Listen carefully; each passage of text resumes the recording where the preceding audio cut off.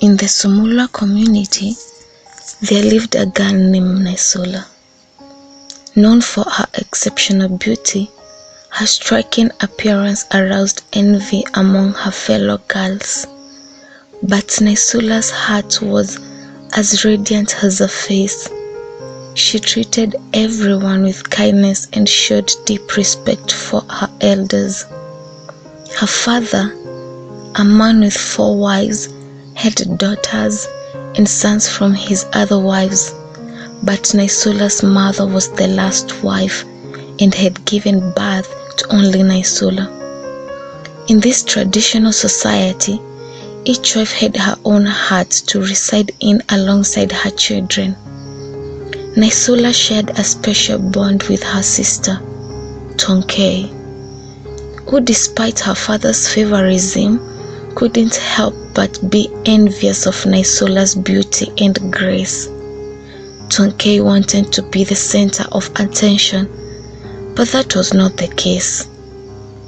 The Simulwa community adhered to the customs of arranged marriages, where parents decided their daughter's fate, and their potential husbands had to provide a hefty dowry in form of cows, sheep, and goats. However, Naisula had a rebellious spirit. She believed in the right to choose her own path in the matters of love, defying the outdated traditions of her community. She wanted to find her true love, someone who will cherish and respect her.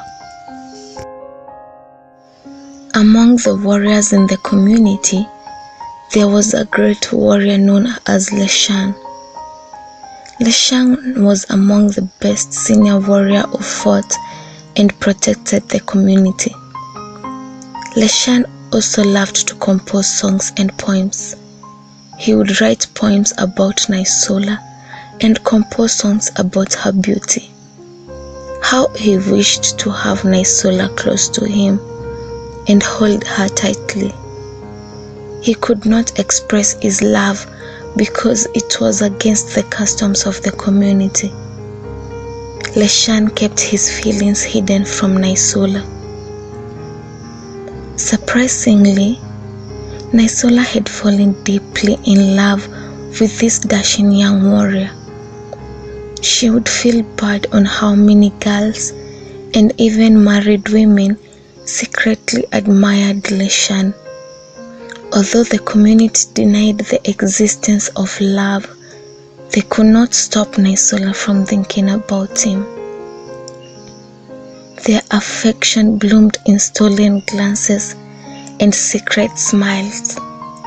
They fell in love and started to express their love secretly. However, their love was not to remain hidden for long.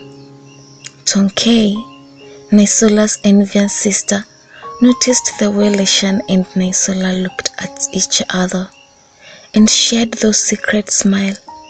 Consumed by jealousy because she also had deep feelings for Leshan, she decided to unveil her sister's secrets. Tonkei conducted a thorough investigation and discovered the truth about Naisula and Leshan's secret meetings. Fueled by jealousy, she reported Naisula to their father. However, her malicious intention didn't stop there. She falsely claimed that Naisula had lost her virginity, aware of the grave consequences this could bring. In the community, premarital loss of virginity was considered a disgrace, and the punishment was so severe. The girl who could dare to do such shame was circumcised and then married to an elderly man. They believed it would reduce a woman's desire for sex, and this would reduce immorality, a fate Naisula dreaded. Tonkei devised a plan to expose Naisula's supposed shame. hoping to win Leshan's affection for herself. Naisula and Leshan's secret meetings took place at a riverbank, and Tonkei planned to catch them in the act. She timed it perfectly and led her father and the village elders to the scene. Naisula was caught, and her world crumbled. She was locked up and forbidden from going anywhere.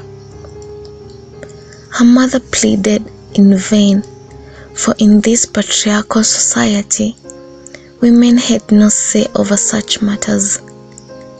Her father promptly arranged for Naisula's marriage to a wealthy old man, who presented a substantial dowry of 50 cows and 100 sheep.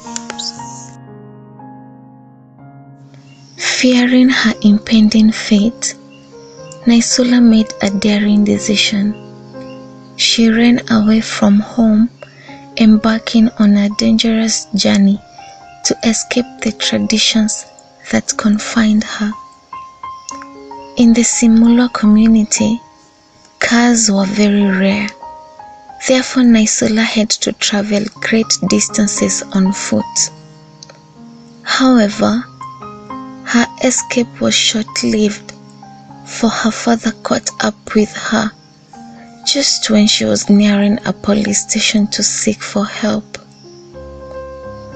In a desperate attempt to preserve her dignity, Naisula's father intended to circumcise her himself, in what seemed like a brutal and irreversible act.